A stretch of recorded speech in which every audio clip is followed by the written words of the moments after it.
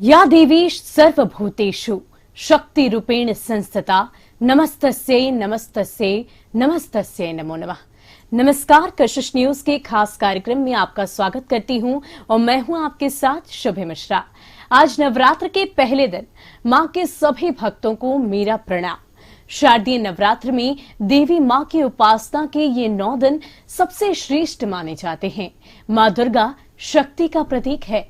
ऐसे में इन 9 दिनों में मां के विभिन्न स्वरूपों की पूजा और उपासना कर शक्ति को बढ़ाया जाता है। मान्यता है कि जो भी भक्त मां दुर्गा के पूरे विधि विधान से पूजा अर्चना करता है, उसके जीवन में सुख और समृद्धि का वास हो जाता है।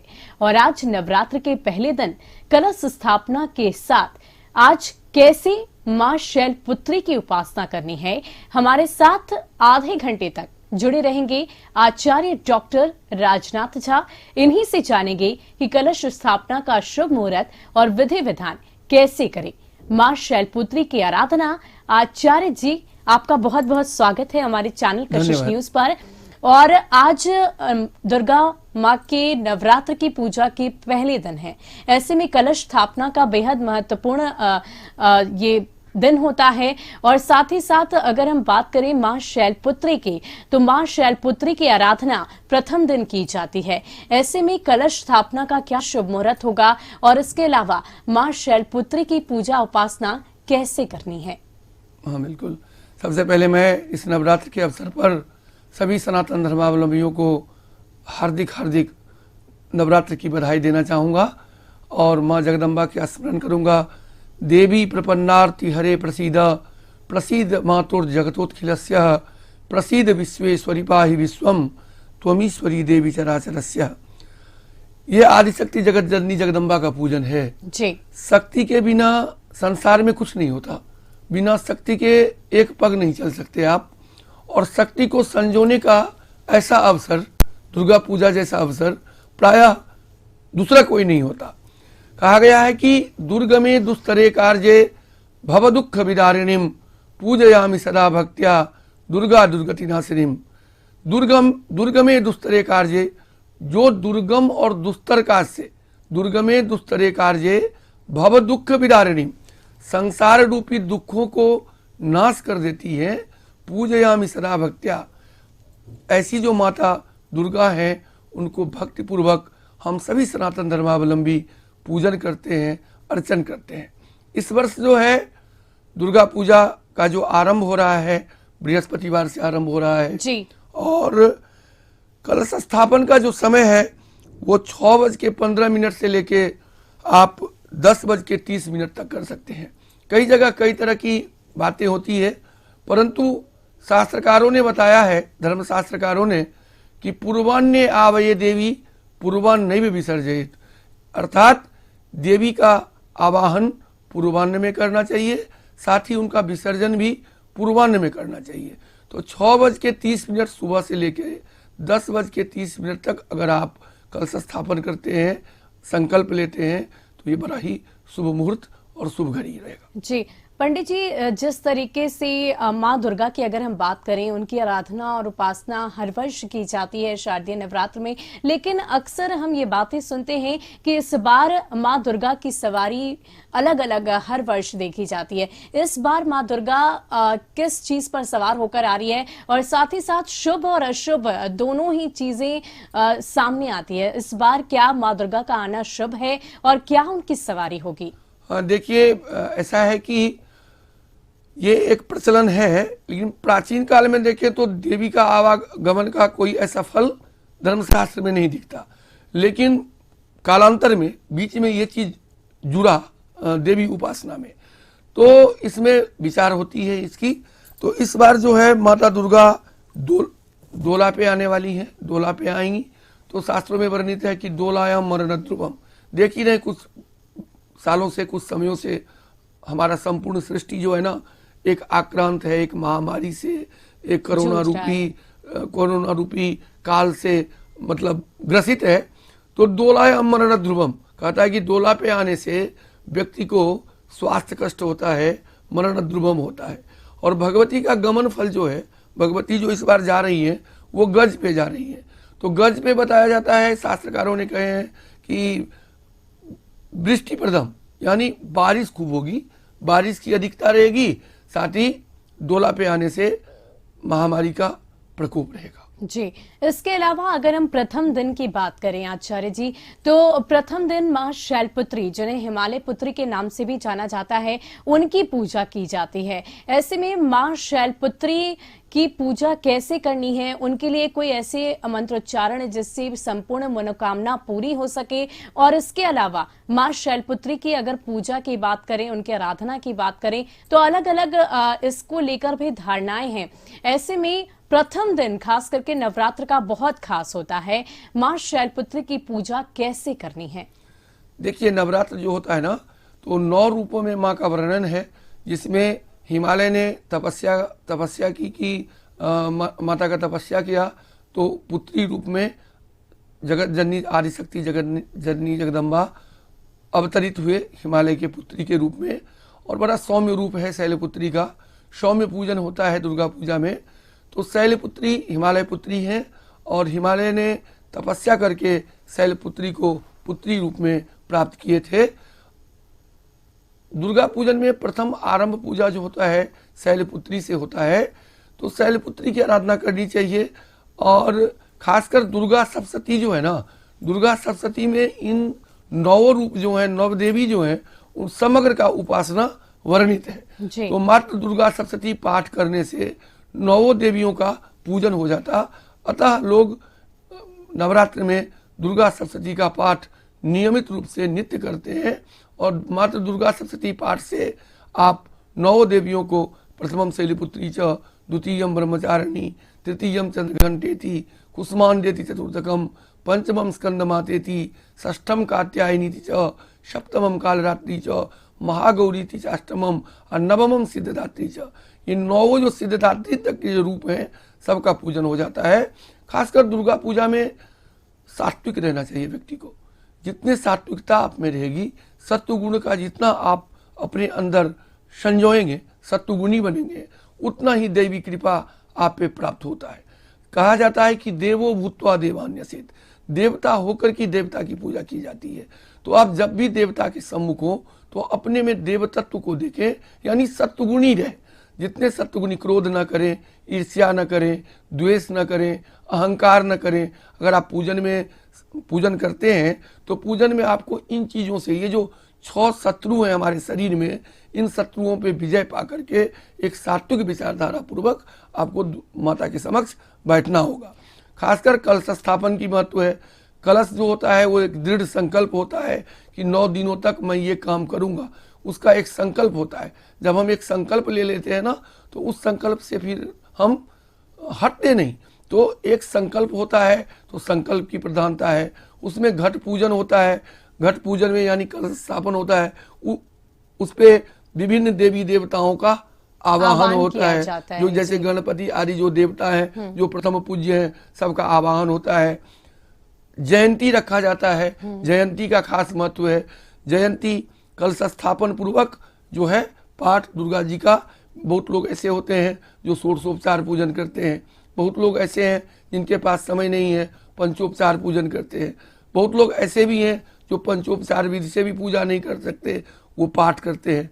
जो पाठ करते हैं यथासंभव, अगर वो पाठ भी नहीं कर सकते, तो मात्र दुर्गे दुर्गे रक्षणी स्वाहा मंत्र का अगर जप भी करते हैं संपूर्ण दुर्गा पूजा, तो उससे भी माता का पूजन संपादित होता है, और माता उनका पूजन ग्रहण करती है। जी, इसके अलावा अगर कलश स्थापना की बात करें, क्योंकि आज प्रथम दिन की बात हम सभी कर रहे हैं, शैलपुत्री माँ की आराधना और पूजा की जाती है, और आज ही कलश स्थापना भी की जाती है। ऐसे में कलश स्थापना के क्या कुछ विधि विधान होते हैं, उसके बारे में अगर आचार्य जी आप विस्तार से बताएं तो। देखिए, कलश स्थापन का जो विधान है, कोई भी चीज में मंगल कलश होता है। हमारा यज्ञ मंगलमय हो, हमारे यहाँ का वातावरण मंगलमय हो, हमारे घर का वातावरण मंगलमय हो, हमारे पूजा पंडाल का, पूजा स्थान का, दुर्गा स्थान का वातावरण मंगलमय हो, इसलिए लोग कलश का आवाहन करते हैं। मंगल कलश का विधान है, पहले आप कलश ले लें, उसके बाद आप नित्य कृत्य क्रियो यजमाना, नित्य क्रिया करके आप संकल्प पूर्वक कलश की स्थापना करें। जैसे कलश में विभिन्न चीजें, सर्वौषधि, सप्तमृतिका, सबका मंत्र है। जो इतने भी उपचार पद्धति में दिया गया है सारा चीज कलश में दें। फिर नारियल वगैरह दे करके कलश के नीचे जैसे यव विकीर्ण है, यव डालें, बेदी बनाएं और बेदी पे यव डाल करके आप जो है कलश का पूजन करें। और कलश के पूजन करने के बाद उसी कलश पे 6 दिनों तक दुर्गा जी का आवाहन करके 6 दिनों तक दुर्गा जी का पूजन करें। जैसे कलश स्थापना से पूर्व आप स्वस्ति वाचन, शांति वाचन करें। अपने गुरु का, आराध्य का, इष्ट देवता, कुल देवता, ग्राम देवता, स्थान देवता इत्यादि जितने देवता, पूज्य देवता हैं उनका स्मरण करें, गुरु का स्मरण करें। तत्पश्चात कलश स्थापन पूर्वक संकल्प लेकर के और सुसज्जित होकर के, स्वच्छ होकर के, वातावरण को पवित्र कर करके और एक ऊर्जा, एक अपने अंदर जो है सात्विक ऊर्जा को जागृत करके और आप दुर्गा जी का आराधना करें, पूजन करें। क्योंकि दुर्गा दुर्गति नाशिनीम, दुर्गा जो है वो दुर्गति को नाश करती हैं और अपने भक्तों का सदा और सर्वदा कल्याण ही करती है। जी, कलश स्थापना की शुभ मुहूर्त और इसके अलावा विधि विधान की चर्चा तो आचार्य जी ने कर ली, लेकिन आज प्रथम दिन से ही लोग दुर्गा सप्तशती का पाठ करते हैं। ऐसे में दुर्गा सप्तशती का क्या खास महत्व है, इसके क्या विधि विधान है, इस पर चर्चा करेंगे और आचार्य जी से जानेंगे। आचार्य जी, क्योंकि दुर्गा सप्तशती का पाठ आज से ही प्रारंभ करते हैं सभी, तो ऐसे में इसकी क्या महत्वता है और इसके अलावा इसका भी क्या विधि विधान है? देखिए, दुर्गा सप्तशती पाठ जो है मार्कंडेय पुराण के अंतर्गत दुर्गा सप्तशती पाठ है। दुर्गा सप्तशती कहलाता है 700 मंत्रों का। सप्तशती 700 मंत्र इसमें वर्णित है। 700 मंत्र जो है ये समझिए एक एक मंत्र जो है ना वो सिद्धिप्रद है।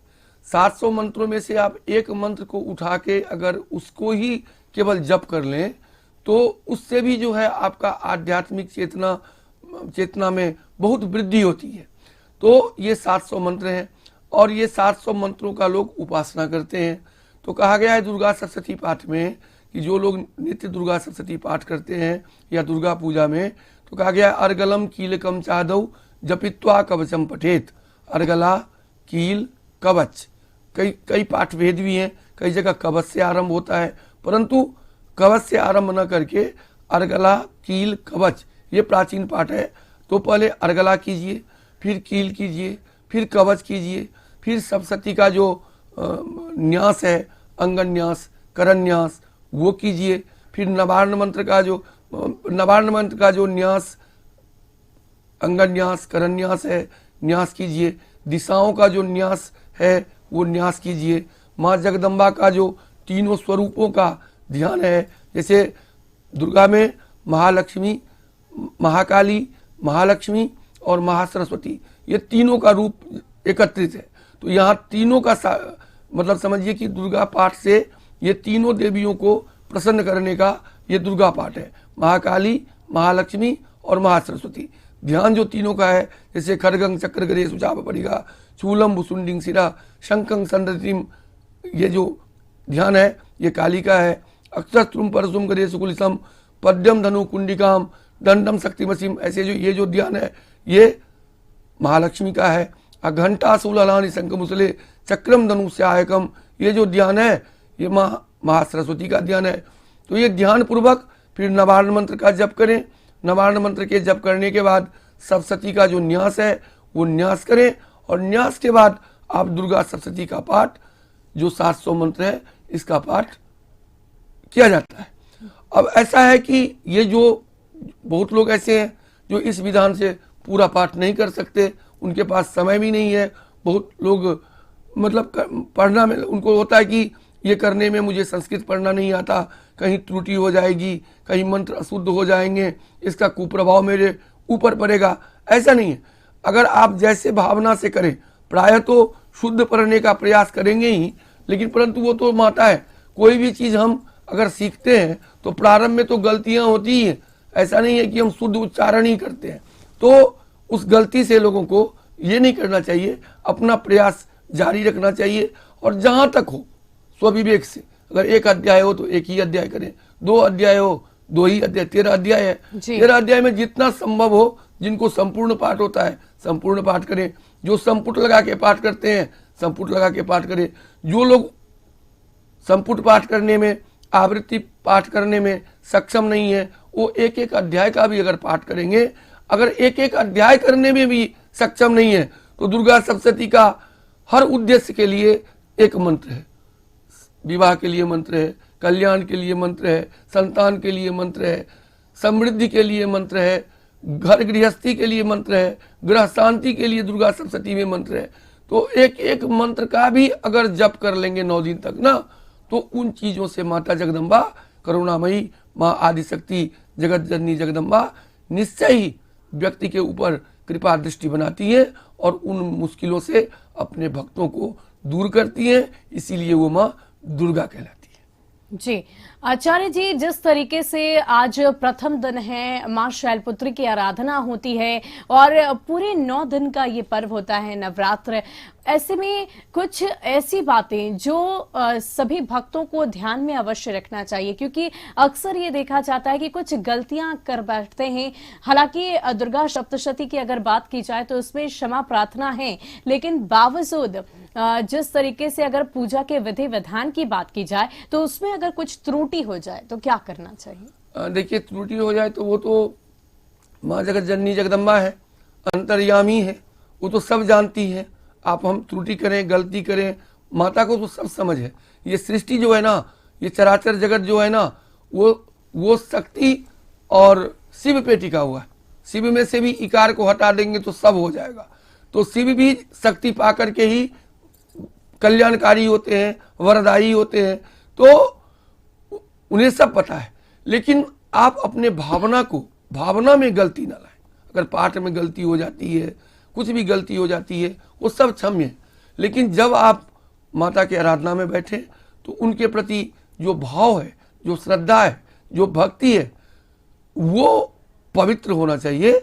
उसमें कोई तरह की कालुषिकता ना हो, वहाँ ईर्ष्या, द्वेष जन्य अहंकार, क्रोध आदि जो रिपु हैं, जो शत्रु हैं, वो उत्पन्न नहीं होना चाहिए। आप 10 मिनट ही माँ के समक्ष बैठे, 5 मिनट का ही ध्यान करें, लेकिन वो ध्यान आपका सात्विक हो तो उससे काफी ही ऊर्जा की प्राप्ति होती है। वैसे अंत में अपराध सहस्राणि क्रियन्ते हरणी सम्मया दासो यमिति मां मत्वा क्षमस्व परमेश्वरी मंत्रहीनम क्रियाहीनम भक्तिहीनम सुरेश्वरी यत पूजितम मया देवी परिपूर्णम तदस्तु में। देखिए कितनी आदर्श सनातन धर्म परंपरा में हमारे ऋषियों ने बतलाए हैं कि मंत्रहीनम, मैं मंत्र भी नहीं जाता, क्रियाहीनम, मैं क्रिया भी नहीं जानता, भक्तिहीनम, मैं भक्ति भी नहीं जानता, भक्तिहीनम सुरेश्वरी यत पूजितम, फिर भी मैं जो विधान से